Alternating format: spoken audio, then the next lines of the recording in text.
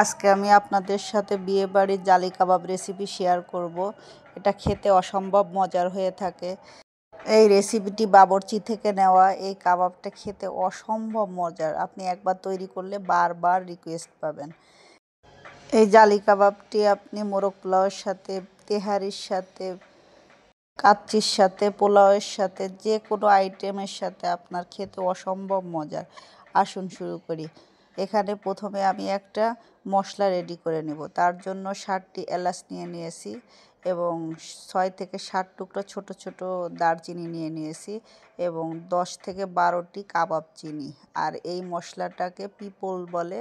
আপনি দোকানে গিয়ে যে কোনো দোকানদারকে বললে হবে যে আমার পিপল দরকার। এরকম এক টুকরা পিপল নিয়ে নেবেন এবং 2টা তেজপাতা কেটে আমি টুকরা করে নিয়ে এটাকে ফ্রাই করে গুঁড়া করে নেব।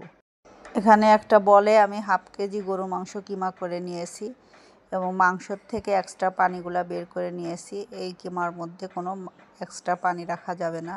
এখানে আমি 2 কাপ পরিমাণ পেঁয়াজ ভালো করে কুচি করে দিয়ে দিলাম।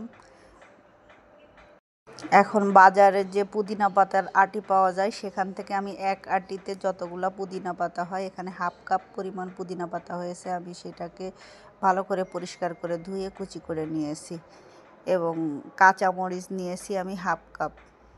আপনারা ইচ্ছা করলে কাঁচামরিচটি কমিয়ে বাড়িয়ে দিতে পারেন, কিন্তু বিয়েবাড়ির কাবাব যদি খেতে পারেন তাহলে এই পরিমাণ দিয়েন, তাহলে ঝাল হবে না অত বেশি। আমি এখানে হাফ কাপ পরিমাণ কাঁচামরিচ দিয়ে দিলাম। এখানে দিয়ে দিলাম 1 টেবিল চামচ সাদা গোলমরিচের গুঁড়া, দিয়ে দিলাম শুকনো মরিচের গুঁড়া 1 চা চামচ। আমি প্রথমে যে মশলাগুলি দেখিয়েছিলাম ওই মশলাটি হালকা তেলে আমি ব্লেন্ড করে নিয়েছি, ওইটা এখন আমি পুরাটাই দিয়ে দিব এখানে। এখন রসুনের পেস্ট দিয়ে দিলাম 1.5 টেবিল চামচ পরিমাণ। এখন আদা দিয়ে দেব 1 টেবিল চামচ পরিমাণ। জিরার গুঁড়া দিয়ে দিলাম 1 টেবিল চামচ পরিমাণ। এখানে ভাজা জিরার গুঁড়াটাই ব্যবহার করবেন। এখানে 1 টেবিল চামচ কাবাব মশলা দিয়ে দিলাম স্বাদ মতো লবণ, দিয়ে দিলাম একটা ডিম দিয়ে দিলাম। আমি পরবর্তীতে আরেকটা ডিম ব্যবহার করব। এখন হাতের সাহায্যে ভালো করে মিক্স করে নিব। এখানে একবারে ডিমটা দিবেন না, তাহলে বেশি হয়ে গেলে আপনার বাইন্ডিংটা সুন্দর নাও হতে পারে। এই জন্য একটা ডিম দিয়ে আগে মেখে দেখবেন যে আপনার খামিরটা ঠিক মতো হয়েছে কিনা। এখন হাতের সাহায্যে ভালো করে মিক্স করতে থাকবো। এখানে আমি আরেকটা ডিম এখন দিয়ে দিব, দিয়ে আবার মাখাবো কিছুক্ষণ।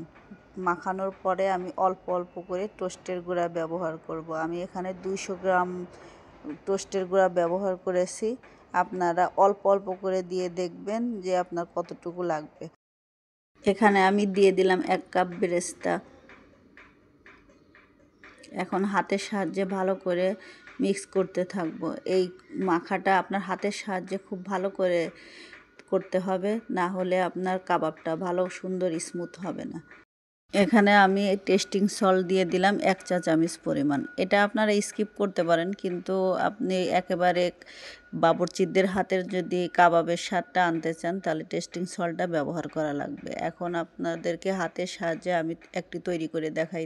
যদি সংরক্ষণ করে রাখতে চান তাহলে এই পর্যায়ে একটা এয়ারটাইট বক্সে অথবা জিপলক ব্যাগে রেখে দিবেন। 2 থেকে 3 মাস পর্যন্ত সংরক্ষণ করতে পারবেন। যখন খাবেন তার আগে দিয়ে বের করে 1 ঘন্টা আগে বের করে রেখে দিবেন। তারপরে যদি পানি ছাড়ে ওর মধ্যে বিস্কুটের গুঁড়া ব্যবহার করে কাবাব শেপ দিয়ে আবার ভেজে নেবেন। এখন আমি এখানে 3টা ডিমকে ফেটে নিলাম সামান্য লবণ দিয়ে।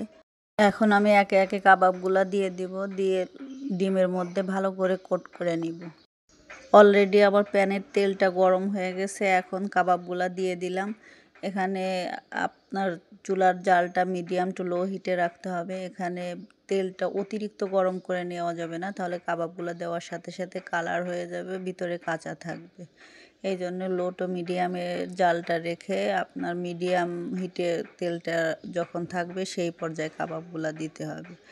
এখন আমি এখানে এক সাইড ভেজে নিয়েছি, এখন অপর সাইড উল্টিয়ে দিতেছি। এভাবে করে 10 থেকে 12 মিনিট আমি কাবাবগুলোকে ভেজে নেব। আমার কাবাবগুলো ভাজা হয়ে গেছে, এখন একে একে তুলে নিব।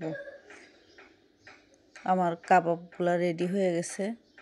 ঠিক কাবাবগুলো এভাবে রেডি করে নিব। আমি ফিরে আসছি পরিবেশনের পরে।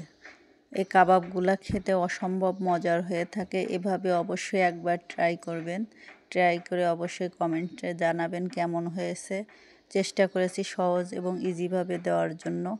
যদি ভিডিওটি ভালো লাগে তাহলে লাইক করবেন, কমেন্ট করবেন এবং শেয়ার করবেন। ভিডিওটি দেখার জন্য ধন্যবাদ।